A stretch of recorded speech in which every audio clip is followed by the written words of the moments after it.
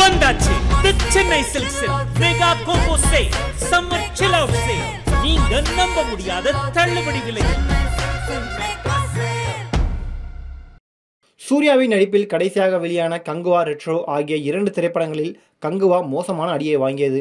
விமர்சன ரீதியாகவும் வசூல் ரீதியாகவும் பலத்த அடி வாங்கியிருந்த அப்படத்துக்கு பிறகு ரெட்ரோ திரைப்படம் வெளியானது.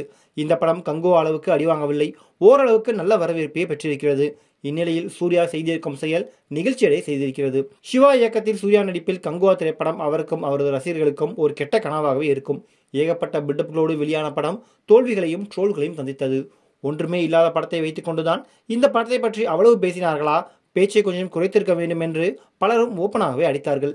இப்படியாக எழுந்த விமர்சனங்களுக்கு ஜோதிகாவும் தனது கண்டனத்தை பதிவு செய்திருந்தார். இப்படிப்பட்ட நிலையில்தான் கார்த்திக் சுப்ராஜ் இயக்கத்தில் ரெட்ரோ திரைப்படத்தில் நடிக்க கமிட்டான சூர்யா.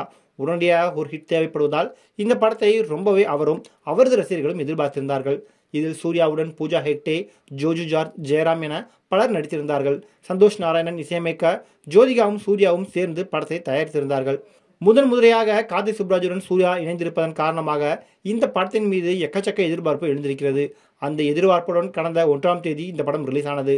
படம் பார்த்தவர்களில் பாதி பேருக்கு படம் பிடித்திருந்தது, பாதி பேருக்கு பிடிக்கவில்லை. கார்த்திக் சுப்ராஜின் வழக்கமான ட்ரீட்மெண்ட் இதில் இருந்தாலும் என்னவோ ஒன்று மிஸ் ஆகிறது என்று படத்தை பார்த்தவர்களில் பலர் கூறினார்கள்.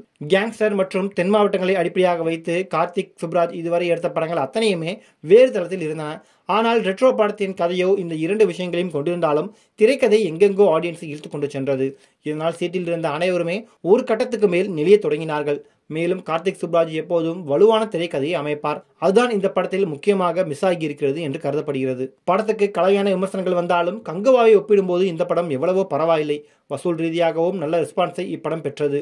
இதுவரை 100 கோடி ரூபாய்க்கும் மேல் உலக அளவில் வசூல் செய்திருக்கிறது இந்த திரைப்படம். இதனால் படத்தை தயாரித்த 2D நிறுவனத்துக்கு லாபமும் வர தொடங்கி இருக்கிறது. இதனால் படக்குழு மகிழ்ச்சியில் இருக்கிறது. இந்நிலையில் சூர்யா செய்திருக்கும் செயல் ஒன்று அனைவரையும் நெகிழ வைத்திருக்கிறது. அதாவது ரெட்ரோ படத்தின் மூலம் கிடைத்த லாபத்தில் 10 கோடி ரூபாயை அவர் அகரம் அறக்கட்டளைக்கு நன்கொடையாக கொடுத்திருக்கிறார். முன்னதாக அகரம் அறக்கட்டளை தொடங்கிய சூர்யா ஏழை குழந்தைகளின் படிப்பு செலவை அந்த அறக்கட்டளை மூலம் ஏற்று படிக்க வைத்தார் என்பது குறிப்பிடத்தக்கது. சூர்யா இதற்காக பலராலும் பாராட்டப்படுகிறார். இந்நிலையில் தற்போது ரெட்ரோ படத்தினுடைய வெற்றியை முன்னிட்டு அவர் அகரம் ஃபவுண்டேஷனுக்கு 10 கோடி ரூபாய் அளித்திருப்பது பலரையும் நிகழ்ச்சியில் ஆழ்த்தியுள்ளது. சூர்யா ரசிகர்கள் அவரது இந்த செயலை தற்போது கொண்டாடி வருகிறார்கள்.